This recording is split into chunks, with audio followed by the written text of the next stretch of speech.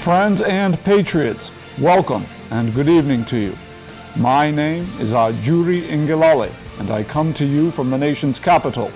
This is Eagle Eye.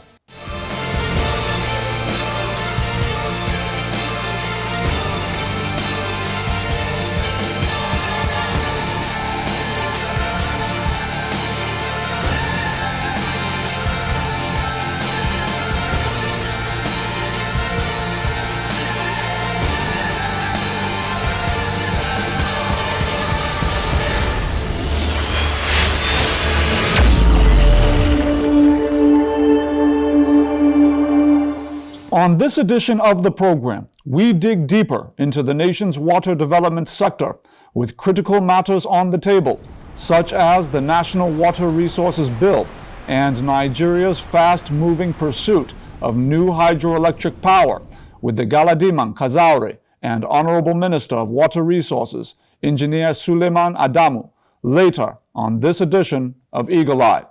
But first, before we go in depth behind the scenes of water resources development in Nigeria, I take you into confidence once again this evening in this week's entry from my briefing memoranda.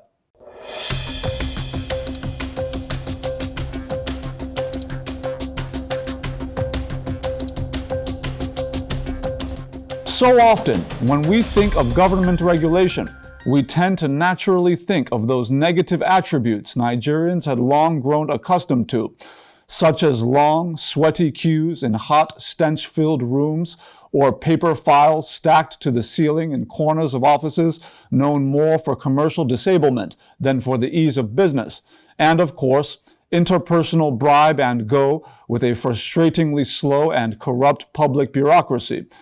To acknowledge these real-life scenarios faced by our people in at least some local, state, and federal offices is not breaking news. But we have seen in recent times the open embrace of information and communications technology by federal ministries, departments, and agencies to the extent that under President Muhammadu Buhari's watch, Nigeria has been named for the first time in its history as a top 10 most improving nation in the world in the 2017 Ease of Doing Business World Rankings by the World Bank. Nigeria would repeat the feat in the 2019 World Bank report. This came as a direct result of President Muhammadu Buhari's establishment of the Presidential Enabling Business Environment Council, PEBEC, chaired by the Vice President, Professor Yemi Oshibajo. In conjunction with the 2017 effectuation of the Presidential Executive Order 001 on ease of business, improvements included the automation of business name registration processes at the Corporate Affairs Commission from months-long duration down to less than 72 hours after applying. This also coincided with the automation of tax filing processes under the new online tax filing systems enabled by the Federal Inland Revenue Service, FIRS, in addition to other important improvements actively pursued across tiers, including judicial process reviews in the handling of small business claims in the commercially heavy jurisdictions of Kano and Lagos, to now include new mechanisms for mediation and time frame expedition on case resolution to 6 months or less. While there has been progress, all is not yet perfectly well. But history in this country and around the world teaches us that the cost of no regulation will always be far more expensive and grievous than the process of working with and through regulation, especially smart and lean regulation. The same is true in the water resources development sector. For nearly 2 decades, the water sector has been governed by a set of 4 separate laws which fail to take into account the modern threats confronting the sector and present-day opportunities to be harnessed within the sector. It is not a secret that industrial-scale extractive firms, aviation firms, breweries, agro-processing firms, construction companies, and mega water bottling corporations in Nigeria, collectively earning into the trillions of naira in annual profits, have quasi-legally shortchanged the country in failing to pay the right cost for industrial-scale water mining as is obtainable around the world, akin to the solid minerals and oil sectors, due to the perpetual non-passage of the National Water Resources Bill, which codifies water mining licensing and sets up the Nigerian Water Resources Regulatory Commission for its enforcement. A body that is established to protect Nigerians from the erroneous operating practices of cross-sectoral industries threatening the health and economy of Nigerians in the nation's waterways. The evasive tendency of large industry and insufficient mining licensing in the water sector is only part of a broader problem. What is far more severe is the mass dumping of toxic waste material from several types of industries in the country into our waters, with injurious and sometimes fatal consequence for innocent Nigerians downstream. We see this in excessively high anthropogenic activity in the developing world, that is, unregulated human or industrial activity threatening natural or aquatic ecosystems. Some of the health hazards derived from repeated exposure to traces of heavy metals, including lead, mercury, and arsenic, amongst others, show up across our nation in rural hospitalizations for liver and kidney failure, cancer, immune system dysfunction, nervous system disorders, and gastrointestinal dysfunction. Given the financial benefit derived by certain industrial actors, it is of little surprise that sponsored attacks on the National Water Resources Bill have included ethno-religious fear-mongering, that is, vague allegations of a regional or ethnic conspiracy with no trace of evidence, and other character assassination attempts on those who seek to pass it. It is important to note that Nigerians who access water from streams of all sorts, and for citizens who individually dig boreholes for water consumption in homes and offices, nothing changes for you. No one is limiting or controlling your access to water. Having gone through the bill, the opposite is true. The bill devolves power from the Minister of Water Resources into institutions manned by Nigerians from all parts of this country.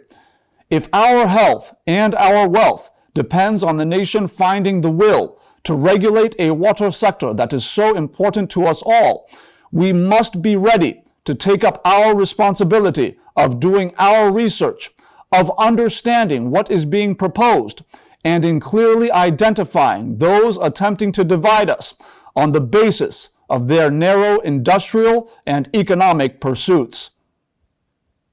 Share your thoughts and constructive comments with us on the Eagle Eye Facebook and Instagram page. We go deeper after this short break. Do stay with us.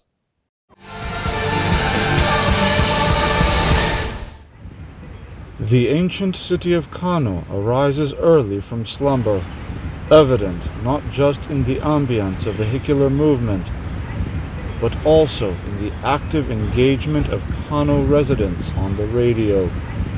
At Kano's state-owned Hausa language station in the heart of Kano metropolis, the Minister of Water Resources does not speak only for his sector, but for the government of President Muhammadu Buhari as a whole. Linda ya kamata su gani shugaba Muhammadu Buhari a fahimta ku domin a rike irin abubuwan da kuka asasa din. To ai kamar da wanda mu dai abin da muke so ci gaban Najeriya. Kuma abin da muka sa a gaba kenan, kuma kowa ya sani mun zo mun tar da kalubale da yawa a kasar nan, amma duk da haka a ciki da cewa tattalin arziki kudaden shiga babu da sauransu muka kafa harsashin abubuwa da yawa.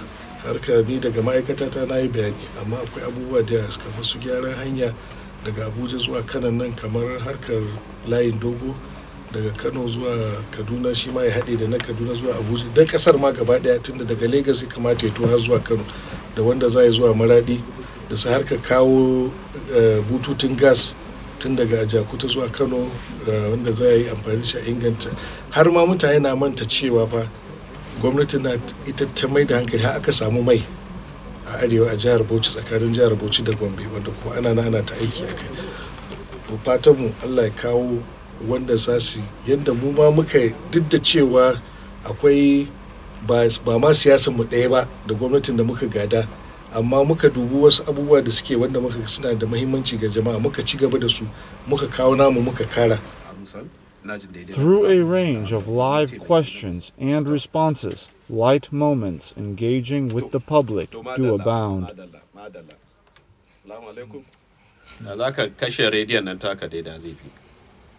But the minister has experienced the other side of public discourse in battling outright misinformation. No issue has brought the minister closer to the troublesome consequences of misinformation than the controversies emanating from the National Water Resources Bill. One of the challenges we find in the country today, and this one really supersedes just the Ministry of Water Resources, is the challenge of having all Nigerians looking at issues from a common, united perspective. Oftentimes, when we hear conversations around the National Water Resources Bill, you hear a lot of different kinds of sentiments, ethnicized statements, and some of these without some of the commentators going in to actually know what is inside of this bill. Can you, just starting off, address some of the allegations you may have heard from some public analysts to the effect that there could be some sort of regional or ethnic agenda that's being played out in the passage potentially of the National Water Resources Bill? Well, thank you. I think it's very, very unfortunate that some Nigerians decided to mislead a proportion of the citizenry as to the intent and purpose of this bill. 100% of what has been said against this bill is false. 100%? 100% not true. There's nothing that has been said against this bill that is true. In any case, if people have some fears, ethnic fears or control, there is the Water Resources Act. There is an existing law, the Water Resources Act. It used to be a decree, so it became the Water Resources Act 2004. That has been existing, and that's what we've been operating all this while. If that act has not been able to to manifest those fears that they are talking about, why do they think this bill will? Because this bill is 96-97% based on that existing act, or those existing acts. There are actually 4 acts: the Water Resources Act, the River Basin Development Authorities Act, the National Water Resources Institute Act, and the Nigerian Hydrological Services Act. These are 4 laws that experts way back in 2004, because Nigeria has accepted the concept of integrated water resources management, decided to put all these laws into one statute, just one book. Instead of 4 different laws, let's say, okay, let's have just one water law for the country. The only additions in this bill are to strengthen the regulation. The regulator was established in 2007. That's the Nigerian Integrated Water Resources Management Commission. But it is not backed by law. As such, it is acting on the basis of delegated powers of the Minister of Water Resources. So what we intend to do, the major concept is to, or the major issue in this bill is to provide legal backing to this commission and make it independent. That means it's not subject to the instruction or the whims and caprices of the Minister of Water Resources. It's an independent body. The members are to be nominated by the President, screened by the Senate, representing all the geopolitical zones before they are appointed. When you have an independent regulator, that gives the private sector the impetus to invest in the water supply sector. Government agencies cannot run these water agencies. They cannot do cost recovery.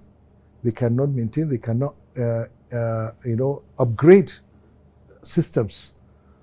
That is where you introducing the private sector to manage this water schemes can help to improve the delivery. I think to the ordinary Nigerian, what he wants is just service, and whoever can provide that service, I think they'll go with it. If we have our urban schemes working, 99% of the boreholes that are existing in urban schemes will be useless because the water the quality is better, the delivery is more assured. Now you have communities building, every house drilling a borehole, and at the end of the day, because of what we call interference, chances are you wake up one day and your borehole is dry because so many boreholes are operating at the same time. So that is one aspect. The second aspect is to empower farmers that are doing irrigation farmers to be able to manage their schemes without necessarily waiting for government to provide the funding for maintenance of irrigation infrastructure.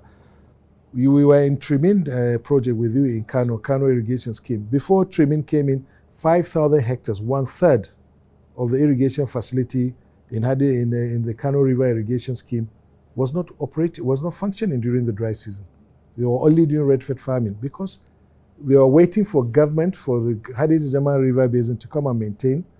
There was enough funding coming for that, and therefore those schemes were virtually lost. They what we call lost command. The command was lost. So in effect, this is empowering the private sector to be able to step in without going through some long bureaucratic process to ensure that these things are effectively maintained. Yeah, absolutely. The farmers themselves are organized into water user associations.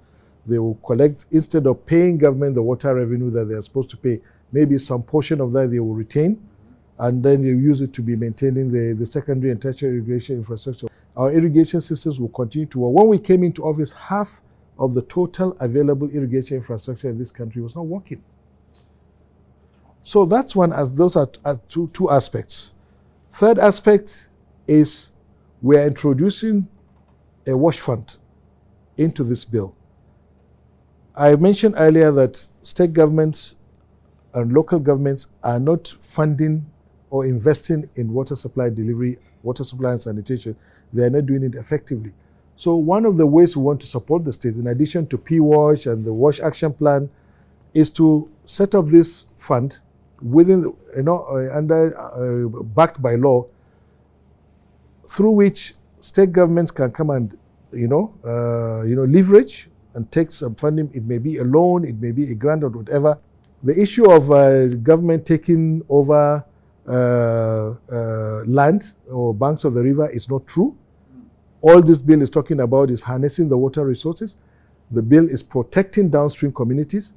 Schedule 64 of the Constitution, of the Nigerian Constitution, has already made it absolutely clear that all rivers that traverse boundaries of more than one state, if they cut across states, they are under the custody of the federal government.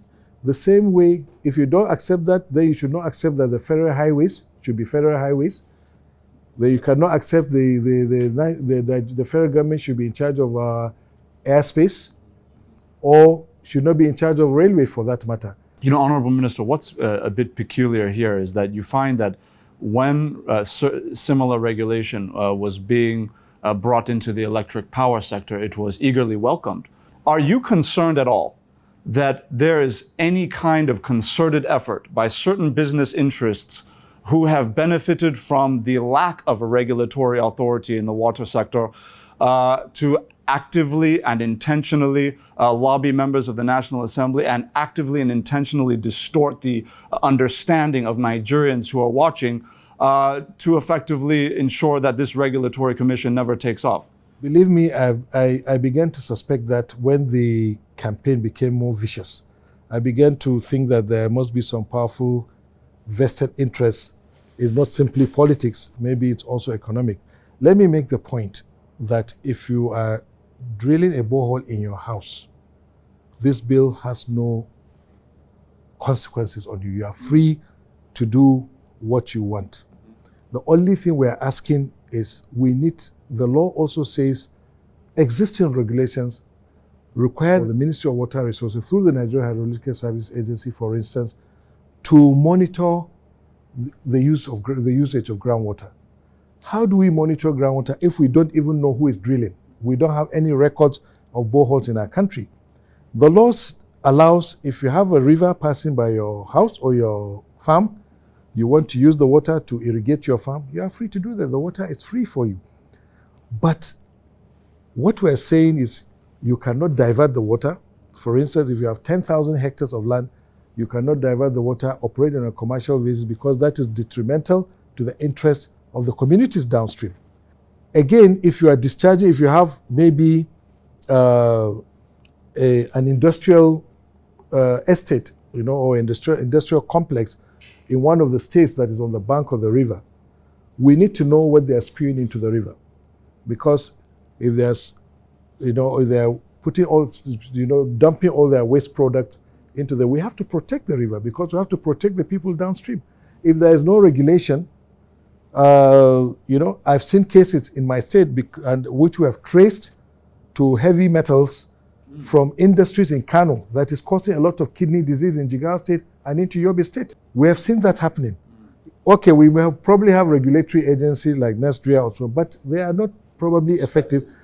Yes, and specialized too. And right now, what we are doing, we are very, very conscious of water quality. In the last 2-3 weeks, I've been involved in this issue and water source security and so on and so forth. These are all within the purview of the federal government, so we cannot run away from them. Now, finally, those vested interests, there are interests or companies or businesses that are mining water for bottling. Look, if you drill a borehole, you are taking water to bathe, to water your garden, to wash your cars and so on, that is okay.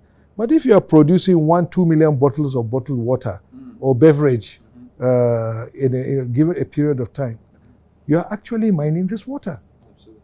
And this water does not belong to you. You are not paying a dime for it. And we are saying that you need a license to mine it. We will have to determine how much quantity of water you can absorb. You can take, you can abstract. Because if we don't regulate that, then the people are being shortchanged. Everybody in that particular area that you are mining this water is deprived of the water. You've now raised another potential kind of sphere of business that could be potentially not so excited about a regulatory commission in the sector. Another part of this too is the issue of dredging and some of the other subsectoral operators who could be impacted by the bill. Ultimately, what message would you give to Nigerians? How can they be assuaged that all of the horror stories they're hearing, all of the ethnicization narratives that they're hearing, that at the end of the day, that this really is in the best interest of all Nigerians living anywhere in the country? I think what is important for Nigerians, especially those in the downstream communities, because they have been the most vocal. Unfortunately, ironically, they don't understand that this bill is actually set to protect them. So they should be rest assured that they have a big brother in the federal government that is protecting their interests.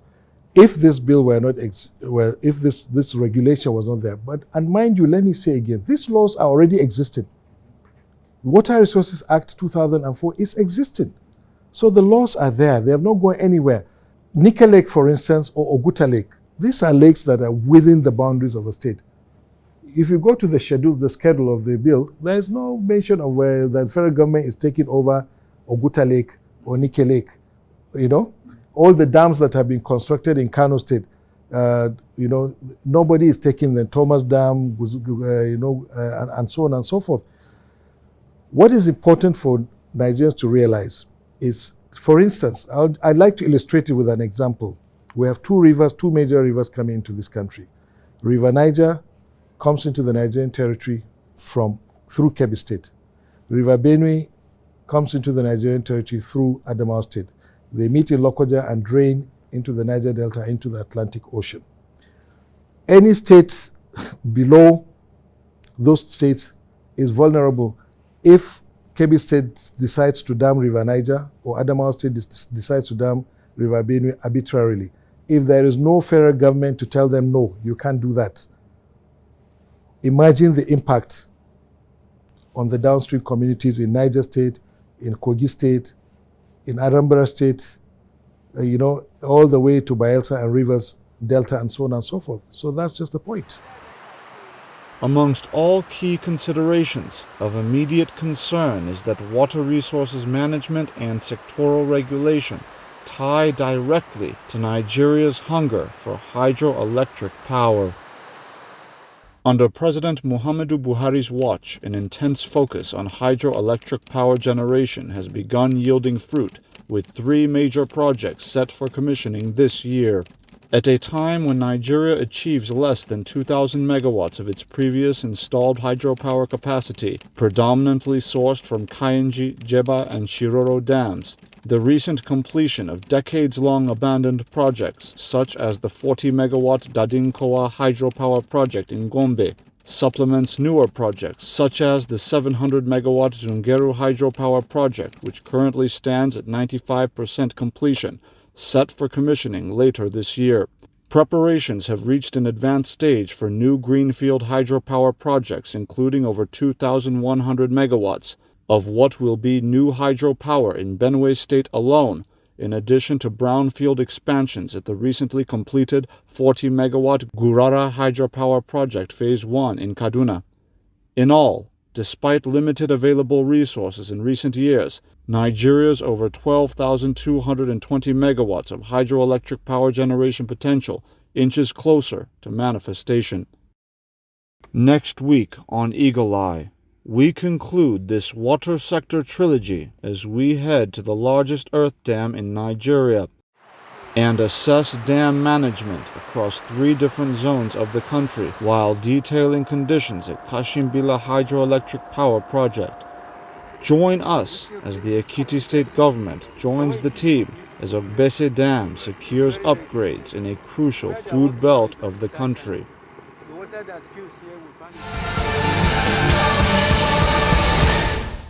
As always, I have enjoyed this time with you, and I thank you for your viewership. I look forward to your company as I host you once again next week, at this same time on this network. Until next time, may God Almighty go with you, and as eagles, may we all soar and lift our nation high as we do.